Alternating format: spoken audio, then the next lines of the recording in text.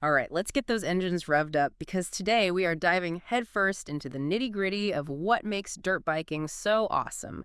I know you're about to hop on a dirt bike for the first time out there, and I bet you're feeling that cocktail of woohoo, let's do this, mixed with a dash of, wait, am I really about to do this? No worries, we've got you covered. You sent over some fascinating research on this, and let me tell you, dirt biking, it's not just about trading paint with Mother Nature. It's about tapping into this connection with your bike, a connection so real, so raw, that you'd never even dream of it on regular pavement. It's about finding that sweet spot where you're not just along for the ride, you're truly one with the machine. So true. And the cool thing is, you don't have to be some kind of stunt rider to get there. We're going to explore how these almost invisible skills you pick up off-road, they can completely transform the way you ride anywhere. First things first. The research points out how dirt bikes, they're like the minimalists of the motorcycle world. Stripped down, bare bones, no fancy fairings, or a gazillion gauges to distract you.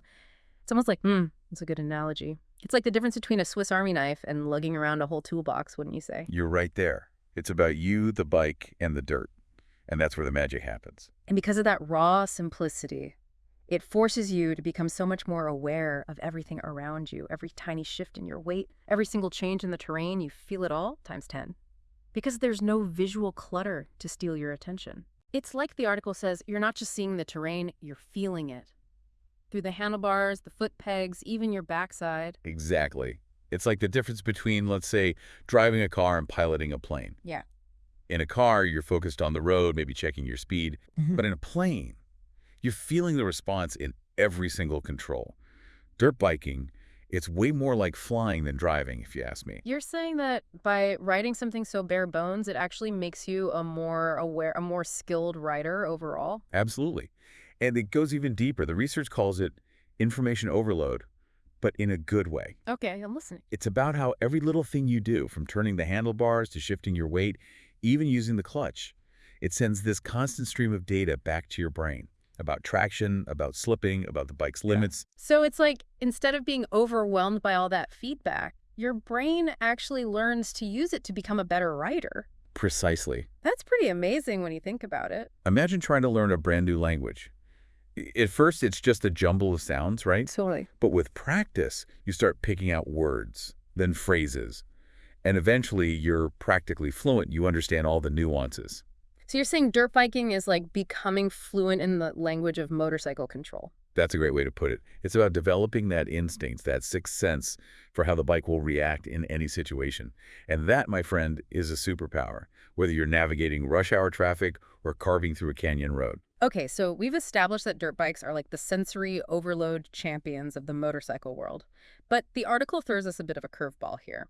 It says that mastering slow off-road riding, it can actually make you a faster street rider in the long run. You'd be surprised how many riders discover that. Okay, help me understand that one. How does that work exactly? Well, it's not about just crawling around in the dirt.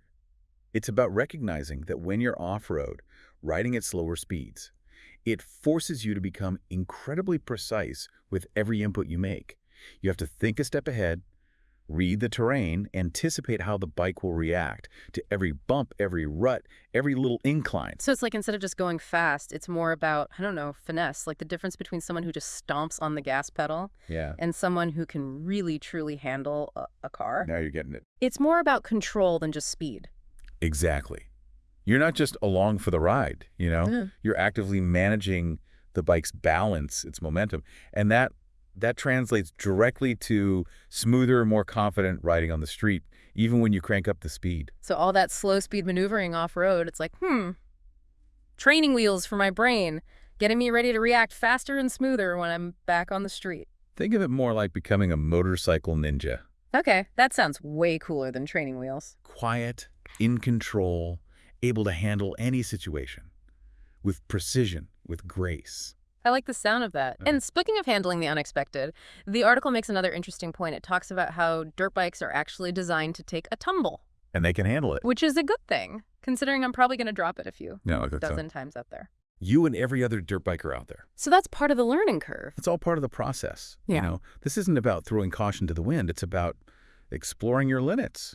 And the bike's limits, of course, but in a controlled environment. An environment where falling Well, it's not the end of the world. It's a learning experience. Okay, so I'm getting this straight. Dropping a dirt bike is less of a, oh no, I crashed moment and more of a, interesting, I'll try that differently next time kind of moment. Exactly. I like how that sounds. Each spill, it's a chance to really analyze what happened, adjust your approach, and get back on. It builds resilience, Yeah. mentally, Yeah. physically. And that's a skill that goes way beyond just riding.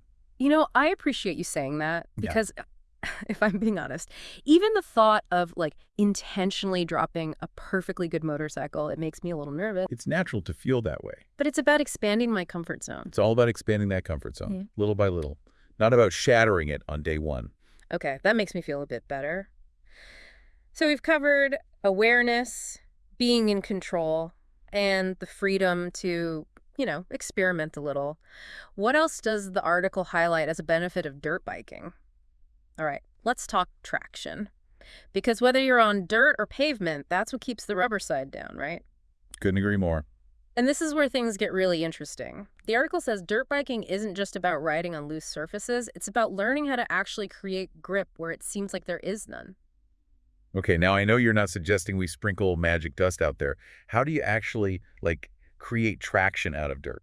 It's all about understanding the subtle art of weight distribution, body position, and throttle control. So instead of just relying on sticky tires and a smooth road. Exactly. You've got to be way more deliberate with how you're positioned on the bike, how you distribute your weight. So it's more of a dance between you, the bike, and the terrain, It's a beautiful thing when it all comes together. where every little adjustment can make the difference between staying upright and... Think of it like a surfer carving through a wave. Okay, I kind of see where you're going with this. You're using your body to guide the bike through the dirt.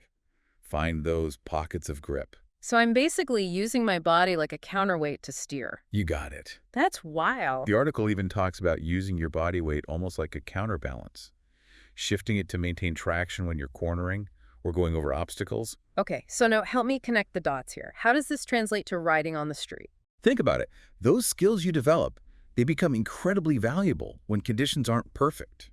So when I hit a patch of gravel mid-turn... Exactly. Yeah. Or you're riding in the rain, or you come across, one of those unexpected puddles of oil. Those moments that make your heart skip a beat You're not caught off guard because you've trained your reflexes to handle those situations. because you've developed this deeper understanding of traction. It's not just about having good tires anymore. It's about feeling those subtle changes in grip and reacting instinctively. Wow, I'm starting to see why people say dirt biking makes you a better all-around rider.